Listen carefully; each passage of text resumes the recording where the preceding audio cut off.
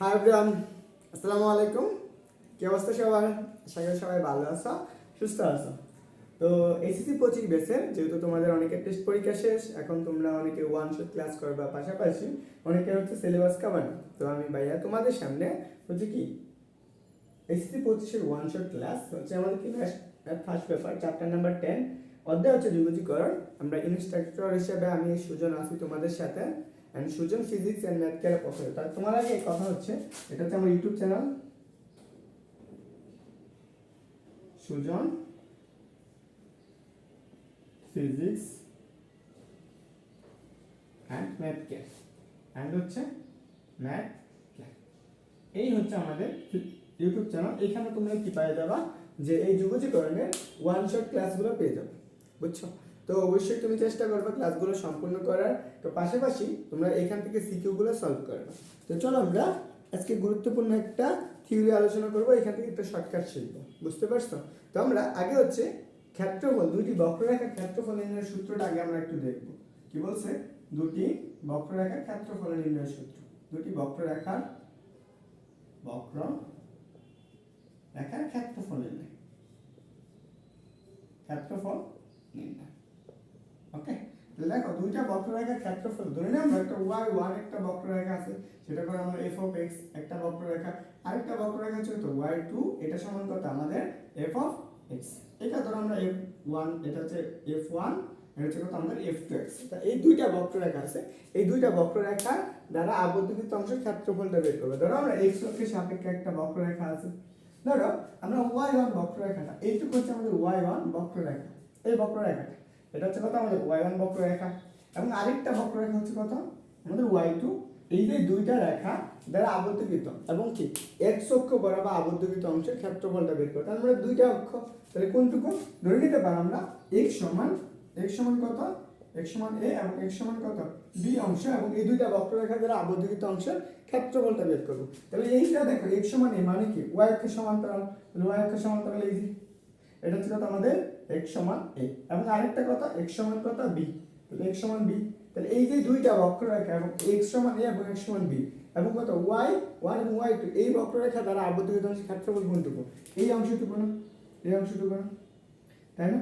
আমরা এই অংশটুকুর ক্ষেত্রফলটা বের করব, এন্ড এই অংশটুকুর ক্ষেত্রফল বের করতে গেলে দেখো আমরা x অক্ষ দ্বারা আবদ্ধকৃত, তাহলে আমরা এটা হচ্ছে কি আমাদের x সমান y সমান কত 0, এখানে কত আমাদের y সমান 0, এইটা আমাদের কি x অক্ষ দ্বারা আবদ্ধকৃত অংশের ক্ষেত্রফল। তাহলে প্রথম কথা হচ্ছে তুমি যদি y2 টা বের, এই যে y1 এবং y2 এর মাঝখানের অংশের ক্ষেত্রফলটা বের করতে চাও, তার আগে তুমি এইটুকুর অংশের ক্ষেত্রফল বের করতে পারতা না? কিরকম?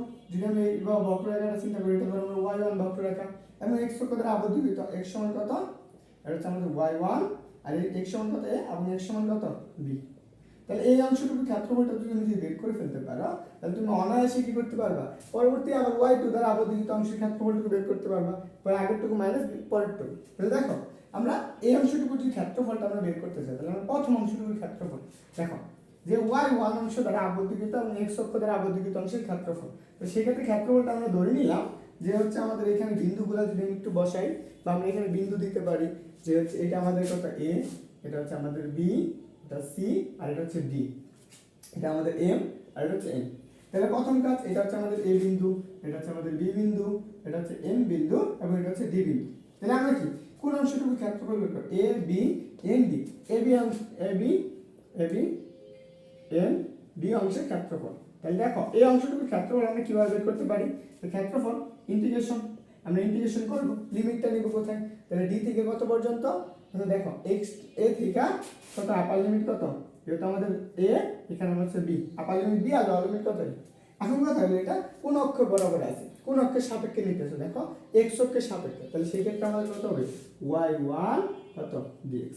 এইটুকু হচ্ছে আমাদের এই প্রথম অংশটুকুর ক্ষেত্রফল পাইলে। তাহলে এই অংশটুকুর ক্ষেত্রফলটা যদি তুমি চিন্তা করো, এইভাবে চিত্র আঁকাই দিলাম, তো এই অংশটুকুর ক্ষেত্রফল তুমি বের করতে পারবে না, সেটা কত দেখো তো, এটা হচ্ছে আমাদের কত d c m m অংশের ক্ষেত্রফল। তাহলে সেটা আমরা ধরো y1, এটা del1, আর এটা কত আমাদের del2, ইন্টিগ্রেশন কত, লিমিটটা কত হবে a থেকে না, a থেকে b পর্যন্ত, এন্ড কোন অক্ষের সাপেক্ষে বের করতেছো, x অক্ষের সাপেক্ষে, তাহলে সেই ক্ষেত্রে আমরা কি লিখবা, কত y2 dx।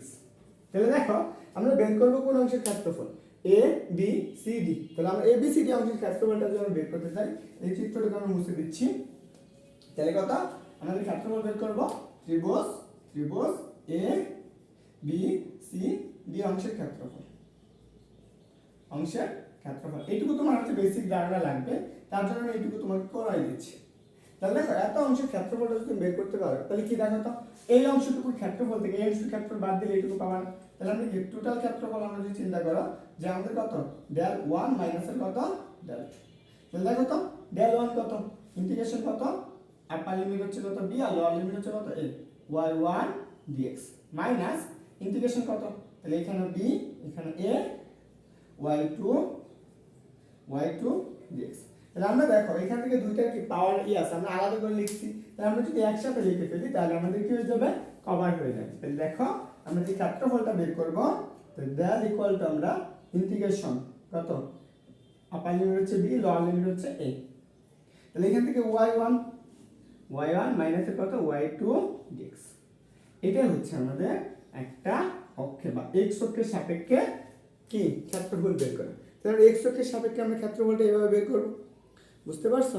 এখন ধরো আমরা y অক্ষের সাপেক্ষে বললো তখন কি করবা, তখন y অক্ষের সাপেক্ষে তাহলে এখানে কি dy দিবা আর এখানে কত হয়ে যাবে x হয়ে যাবে। তখন তুমি x অক্ষের সাপেক্ষে এভাবে ক্যালকুলেশন করতে পারবে। তো আশা করি এইটুকু তোমার কি হয়ে গেছে, ক্লিয়ার হয়েছে। তো চলো আমরা হচ্ছে ওয়ান শটের একটা গুরুত্বপূর্ণ একটা সিকিউ সলভ করব, এবং ওইটা থেকে আমাদের যেই টাইপের এমসিকিউ গুলো শর্টকাটে করা যায় সেটা আমরা একটু মনে রাখবো। তো চলো আমরা একটু দেখি। ওকে, দেখো বৃত্তের ক্ষেত্রফল বের কর। আমরা একটা বৃত্তের ক্ষেত্রফল বের করি এরকম, ধরো আমার কাছে এরকম একটা সমীকরণ আছে যে বলছে যে x স্কয়ার প্লাস কত y স্কয়ার ইকুয়াল কত a স্কয়ার। এটা একটা বৃত্তের সমীকরণ। এই বৃত্তের সমীকরণ বৃত্তের ক্ষেত্রফল নির্ণয় করতে বলছে। বৃত্তের ক্ষেত্রফল নির্ণয় করো, ক্ষেত্রফল নির্ণয় করো। দেখো এই প্রশ্নটা তোমার হচ্ছে কি সিকিউ আসতে পারে এবং এমসিকিউ আসতে পারে। ক্ষেত্রফল তুমি সহজে কি করতে পারো, আমরা পাই আর স্কয়ার জানি বৃত্তের ক্ষেত্রফল। এখানে আমরা কি এটা হচ্ছে কি বৃত্তের কি ব্যাসার্ধ, আমরা চলো আগে বৃত্তের চিত্রটা আঁকি। আমরা এই পাশে চিত্র রাখবো। দেখো এই ব্যাসার্ধ নিয়ে এটা একটা বৃত্ত, এটা হচ্ছে তার মূল বিন্দু কেন্দ্র ও, এই কেন্দ্র থেকে এটুকু ব্যাসার্ধ কত আর, এটা হচ্ছে ব্যাসার্ধ কত a, বুঝছো? তাহলে এখন বলো তো এটা হচ্ছে আমাদের কি মূল বিন্দু ও, এটা হচ্ছে x ড্যাশ y এবং কত y ড্যাশ। তো এখন কথা হলো আমরা যদি এই বৃত্তের কয়টা অংশ পাইতেছো, এই মূল বিন্দু থেকে 4টা অংশ না, তুমি এই অংশটুকু ক্ষেত্রফল তুমি বের করতে পারলে তুমি অনায়াসে কি পাই যাবে, এই অংশটুকু ক্ষেত্রফল পাওয়া যাবে। তা আগে কথা হলো বৃত্তের যে সমীকরণটা পাইছে এখানে y এর মানটা বের করতে পারবে না। কিভাবে বের করব, দেখো এই সমীকরণ থেকে আমরা যদি এইভাবে লিখি যে y স্কয়ার ইকুয়াল কত a স্কয়ার মাইনাস এর কত x স্কয়ার। আমরা জাস্ট y এর মানটা যদি বের করতে চাই তো সেটা হবে plus minus root over a square minus এর কত x স্কয়ার। ওকে, তো আমি এইটুকু লিখতে পারি। আমরা এখানে প্লাস মাইনাস না দিই, এখানে আমরা কি জাস্ট প্লাস a দিই, পজিটিভ মানটা দিতেছি, কারণ কি x অক্ষের পজিটিভ অংশটুকু। তাহলে আমরা y এর সমীকরণটা পাই গেছি। তাহলে আমরা এখান থেকে এই অংশটুকু ক্ষেত্রফল বের করতে গেলে আমরা কি কোন অক্ষের সাপেক্ষে বের করব, x অক্ষের সাপেক্ষে। তো x অক্ষের সাপেক্ষে যদি বের করি তাহলে আমরা লিমিটটা কি নিব, x অক্ষ বরাবর নিব, তার মানে x এর মানটা নিব। তো সেই ক্ষেত্রে আমরা যদি এখানে এই অংশটুকু বৃত্তের প্রথম অংশটুকু ক্ষেত্রফলটা বের করি, এখন বলো তো x সমান কত বিন্দু থেকে শুরু হয়েছে, x সমান 0 থেকে x সমান কত পর্যন্ত গেছে, সর্বোচ্চ বিস্তার x সমান a পর্যন্ত। এই লিমিটের মধ্যে অংশটুকুর ক্ষেত্রফলটা আমরা বের করতে পারি। তো যদি আমরা এই অংশটুকুর ক্ষেত্রফল বের করতে পারি তাহলে সহজে आंसर বের করে ফেলতে পারি। তাহলে আমরা আসো ক্ষেত্রফল, দেখো ক্ষেত্রফলটা আমরা del1 ধরে নিলাম। আমরা হচ্ছে কি প্রথম অংশটুকুর ক্ষেত্রফল বের করতেছি। লিমিট কত, 0 থেকে কত পর্যন্ত গেছে, a পর্যন্ত গেছে। y এর মান কত, y আচ্ছা আমরা এখানে লিখলাম dx। হ্যাঁ, তাহলে আসো এখানে আমরা 0 এই পাশে বসি। তো ক্ষেত্রফল del1 ইন্টিগ্রেশন 0 a, y এর মান কত রুট ওভার অর্থাৎ a স্কয়ার মাইনাস এর কত x স্কয়ার dx। দেখো আমরা এই সূত্রটা আমরা পড়ে আসছিলাম। আমরা এই সূত্রটা কি পড়ে আসছিলাম, আগে ম্যাথ করতে সময় আমরা কি পড়ে আসছিলাম না, সেই সূত্রটা আমরা কি করব এখানে অ্যাপ্লাই করব।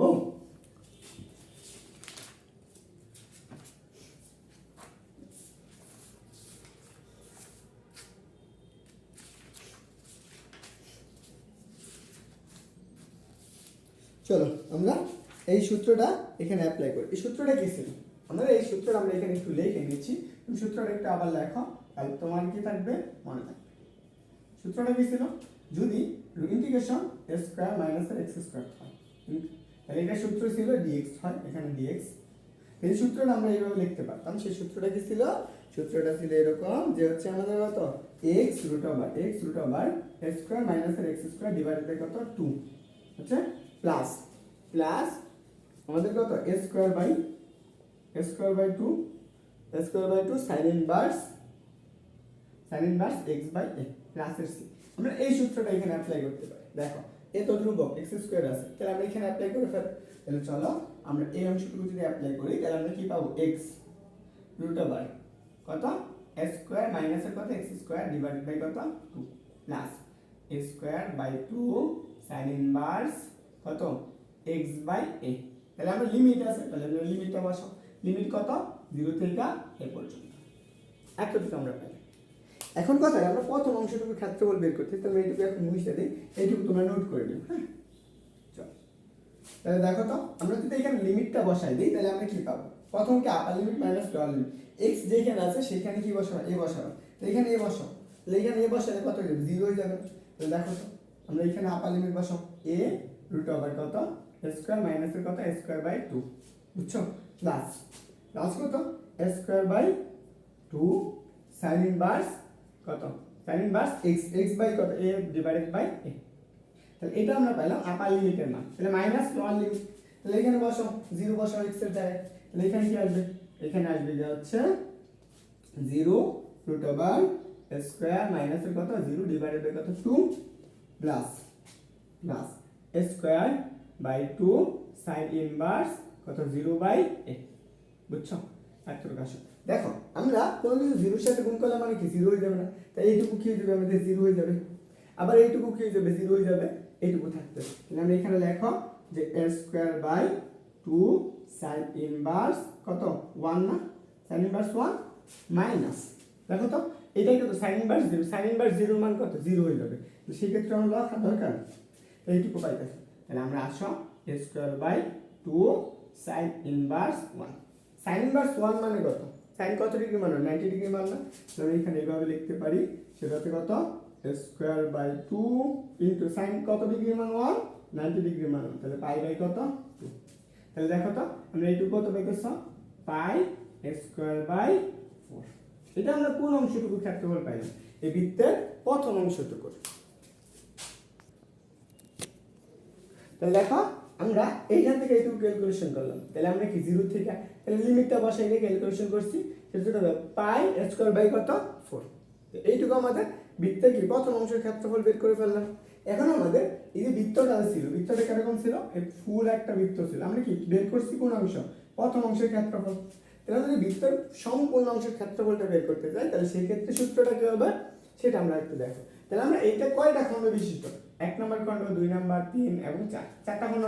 তাহলে এই ফুল ক্ষেত্রটাও যদি তুমি বের করতে চাও, তাহলে কি করবা, 4 দ্বারা গুণ করে দিবা। তাহলে আসো আমরা বৃত্তের ক্ষেত্রফল, আমরা আসো বৃত্তের